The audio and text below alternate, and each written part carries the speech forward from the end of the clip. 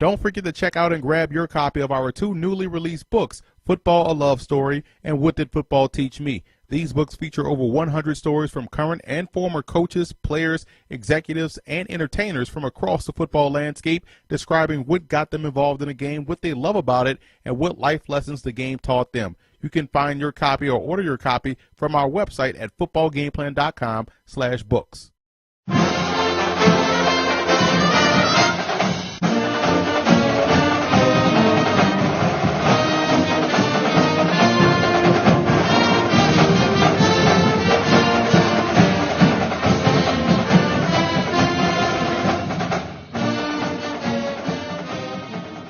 Welcome to another edition of Talking Ball with the Czar. I'm Emery Hunt, the Czar of the Playbook, here on the campus of Monmouth University with head football coach Kevin Callahan. Coach, thanks for taking time. It's great to be with you today. Well, I appreciate you taking time here. I mean, it's a great camp. You guys have probably one of the most beautiful campuses across the country. And, you know, starting a program is hard, and sustaining success is even harder. Yet you've been able to do both for 24 years. And you had a really good situation going for yourself at Colgate. So what made this the most ideal opportunity for you? Well, I can tell you, when the opportunity came to look into what Monmouth was trying to do here, and that starting a football program back in 1992, I thought it was a tremendous opportunity to get in on the ground floor, to build a program the way you wanted it built, come into a situation where there was a clean slate and you could create a foundation for a program that would last for years and years and years. You know, the people at Monmouth were hungry for football. It's a very football-rich area. The Jersey Shore and the Shore Conference football is very talented. We have a school that's located less than a mile from the beach. It's a very pretty campus that, quite honestly, too many people don't know enough about. And once I set foot on this campus and talked to the administrators back in 1992, it was obvious to me that this would be a great place to start a football program. And what made you stay? You know, this is something that you see a lot of guys kind of jump into coaching and then bounce after 2 to 3 years. What was it that made you stay? Well, one of the things that I think is most unique about the situation here at Monmouth, well, I've been here for going on 24 years. It's really been 4 or 5 different types of positions for me. When we started out, our first team back in 1993, we brought in 100 true freshmen. We did not have any scholarships at all. It was strictly a need-based financial aid system. And that's how we put our first team together. About 5 years into it, about 1998, I guess it was, we started giving some limited need-based scholarship football. So that opened up a lot of new doors from a recruiting standpoint. It allowed us to recruit a higher level player. Then in about 2002, 2003, we started going to outright scholarship football, but on a limited basis. There was no longer a need factor. We could give scholarships. We didn't have the full complement of FCS at that time of 63, but we were able to give scholarship football. And that again opened up more doors from a recruiting aspect. And then in 2008, I guess it was, we went to full scholarship football. At that time, we were in the Northeast Conference. The Northeast Conference had a limit. We started with 30. They gradually moved to 40, so it allowed us to have more scholarships, a higher level of player, and it allowed us to begin playing higher caliber programs. And in those days, we played University of Maine, we played Delaware, we played Villanova, a number of the Patriot League schools, Lehigh, Colgate. So it was an opportunity to elevate the level of football here at Monmouth University.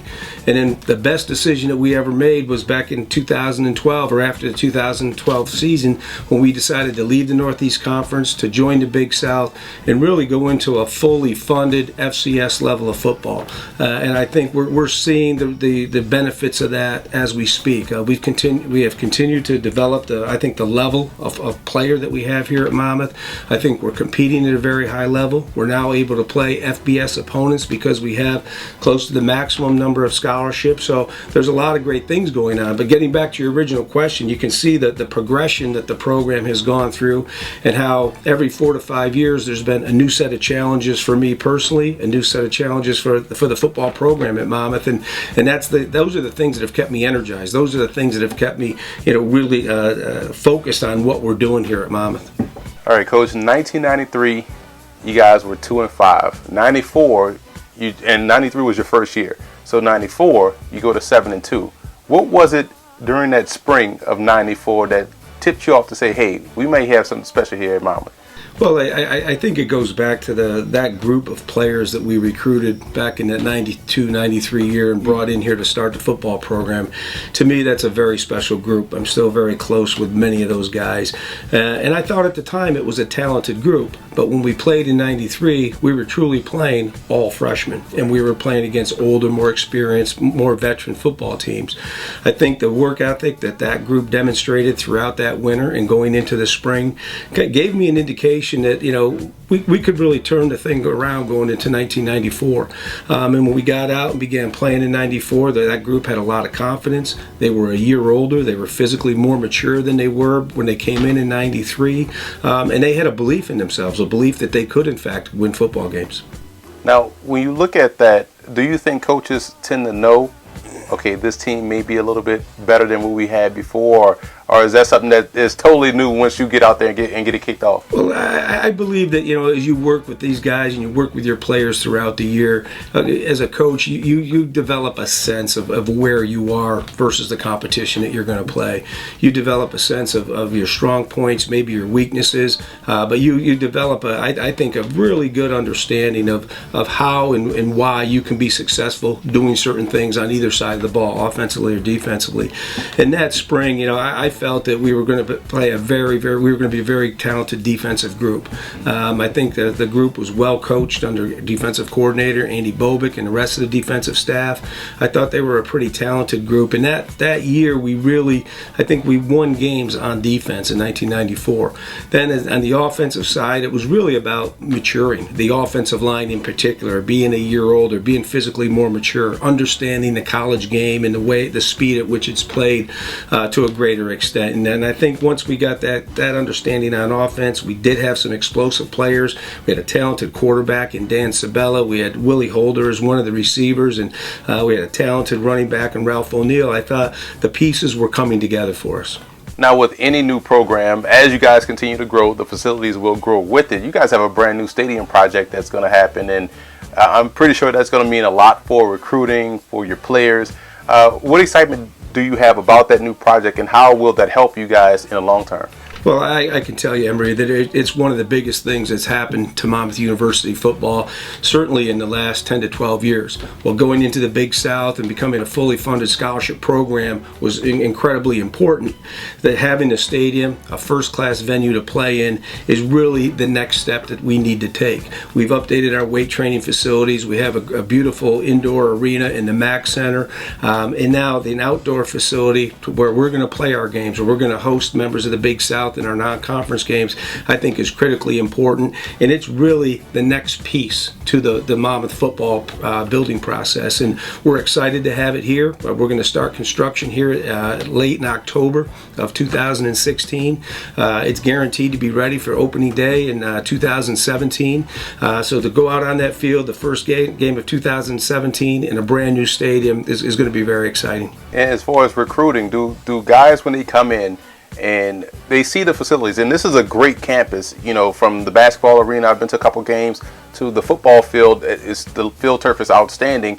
Do you see recruits being a little bit more inclined to say, you know what, this is heading in the right direction, I want to go here, and especially with this new stadium project? Well, there's no question about it. The stadium is going to give us a big leg up in the recruiting process. I think facilities are so important these days in recruitment, and to have a first-class facility is going to certainly add to that. The facility that we have right now, although it's been functional, it has been there for 24 years, we do need a significant upgrade there, and we're looking forward to it. And quite honestly, I think in the past, when a young man and his family would come onto campus, they would see beautiful campus, great academic facilities, great indoor facilities for basketball, terrific locker room, terrific weight room. The one thing that was missing was a first-class stadium to play in. Now that we'll have that, I think it's going to give us a tremendous leg up in recruiting. Coach, I've been to 2 games over the last 2 seasons. Delaware State in 2014. Last year I was at the Coastal Carolina game, almost an upset of the #1 team in the country. But you're a defensive guy. You played defensive back at Rochester. You've coached a lot of years on the defensive side of football. Yet your teams, I think, are hard-nosed on both sides of the ball. Offensive line, offense in general, where you guys pound people. Defensively, obviously, within the front 7. Do you think how has your mindset as a defensive player kind of filtered in toward the offensive side of football? Because I think you guys play offensive football with a defensive mindset. Well, it's funny that you say that, but dating back to 1993, that's one of the fundamental principles of our program that we try to instill in all of our players, and we still do that today. And that is playing a very tough, physical, aggressive football, and we want that type of mindset regardless of what position you play. We really believe that from an offensive standpoint, even though it's an era of spread football and people are getting the ball on the perimeter, you win with your offensive line. And I don't care what your offensive scheme is, it's your offensive line is going to dictate the tempo on that side of the ball, and we want to be extremely physical up there. We don't take a passive mentality at all. Brian Gabriel, our offensive line coach, does a terrific job of really developing that unit to play as a unit, but we're not going to ever eliminate the physicality from it. I think in everything that we do, being a physical, being a tough, being an aggressive football team is going to be the underlying principle to all of our schemes, whether it's on offense or whether it's on defense. And from the defensive side, as you know, defensive football is about being physical. It's about being aggressive, and it's about really playing at a very fast pace. So Coach Bobick on the defensive side and our defensive staff, in a lot of ways, will limit our schemes so that it will allow our players to play fast, and it will allow several guys to get around the ball on every single play. And really, that's what we believe in. That's what we preach, and that's something that quite honestly, we're never going to get away from. Now, do you guys recruit that type of athlete, or is it something you bring in and then can develop? Well, I think it's a little bit of both. I mean, obviously, in the recruiting process, we want to find a young man who's intelligent, but he's competitive by nature, and he loves football, and he has that physicality to him, and he loves the physical aspect of the game. And in many cases, we will take a guy that's an inch shorter, maybe not quite as heavy, if we think he has that element of physicality with him. Coach, one of my favorite questions I always like to ask coaches is, because I like to pick people's brains and try to see what makes them successful, about their coaching philosophy. What would you say is your coaching philosophy? My coaching philosophy, I guess, is to put a team on the field that plays the game the way it's supposed to be played. And I think when that comes, in my mind, that comes down to having a team that's smart, having a team that's physical, having a team that's aggressive and will play hard for the entire game. And I think the underlying factor in everything that we do, whether it's our offensive scheme, our defensive scheme, our special teams, is we want to make sure that we are playing smart, we're playing tough, we're playing physical. And those are the tenets that this program is built on, and those are the things that we preach and we instill into our players on a daily basis. It's not just something that we try to turn on in spring practice or in preseason or during the season. It's something that we're talking about and we're teaching throughout the winter, throughout the off season, throughout the summer, so that's the type of product we're going to have when we get on the field. I also believe that we want to have a team that people are going to look at and they say, you know what, they're a classy unit. They're not all about the trash talking. They're not all about the flash, but they're down deep inside. They're football players. Outside of the impressive win-loss record you've had here throughout your career here at Monmouth, I think one of the more important things that you've done is place a lot of guys on numerous all-academic teams, both all-conference, both all-American. How important is that to you personally as a coach, but also how important is that intertwined within what you guys do here football-wise? So that's very important, and it really goes back to the three main characteristics that we look for when we go out to recruit a young man and bring him into our program. And those three things are, first and foremost, we want to bring in a guy who has great character, who's going to make good decisions and do the right thing. The second thing is we want young men who are academically motivated. They understand that their college education is the vehicle that's going to get them to a destination 4 or 5 years from now. They may not know exactly what shape that destination is going to take. They may not know the finer details of it, but they understand the value of a college education and how that's going to prepare them for the next phase in their life. And the third thing is obviously talented football players, guys who have the athletic skills and the football abilities to help us be successful on the field. But in saying that, when we look at those three things, there is in no way will we compromise 1 and 2 to get number 3. And so we're really, I think our guys come into Monmouth with an academic background. They come in with a desire to succeed academically. And then we have in place, I think, a very comprehensive academic support, monitoring, and mentoring program. And when we get these right young men and we bring them into this program where there's organization and structure to it, it's no secret that we're going to be successful academically. We're very proud of the fact that in the 24 years that I've been here, we've graduated 98% of the players who've gone through our program for 4 years. That's all but 4 guys, and those 4 guys we are still working on to make sure that they finish their degree. Some had to leave early for professional opportunities, but they are working on their degree to finish it up because it's very important to me to get that percentage to up to 100. Our team grade point average is right around a 3.0. Over 50% of our teams were over a 3.1 last spring. So it's not something that we just talk about, it actually happens. We have had several players recognized on all conference and all American academic teams. We've had an national academic all-star 14 consecutive years, and in some of those years we've had multiple players. So I think what we're seeing is the product of what we're bringing into the program. It starts with the young men that we bring in. It starts with the philosophy and the organization and structure that we have from an academic aspect, and the product that we're getting to come out the other end is a young man who's ready for that next phase of his life, but it's also a young man who's graduated and he's prepared academically for the next challenge in his life.